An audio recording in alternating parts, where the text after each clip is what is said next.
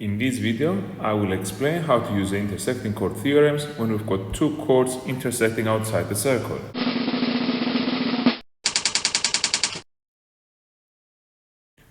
So we know that the chord is a straight line that connects 2 points on a circle.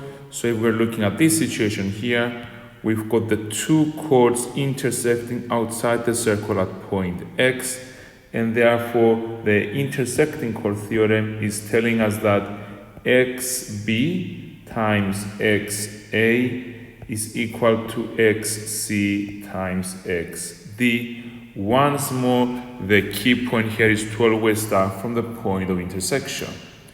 So let's quickly look at an example. This is what we have here. We know that we will multiply 5 with 12 and then 6 with 6 plus x. I'm starting from the point of intersection over here.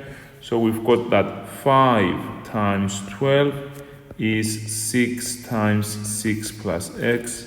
So 60 is 36 plus 6x, which means that 24 is 6x, and therefore 4 is equal to x.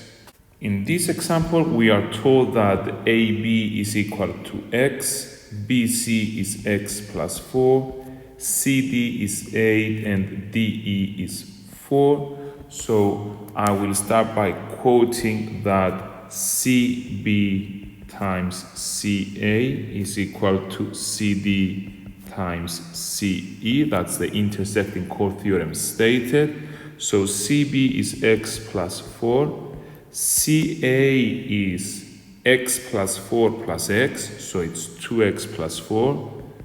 And then CD is 8, and the CE is 8 plus 4, which is 12.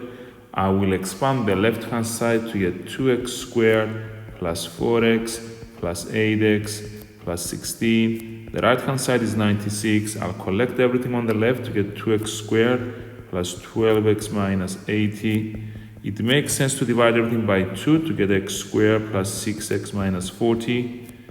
And this factorizes to x plus 10, x minus 4, which means that either x plus 10 is 0 or x minus 4 is 0.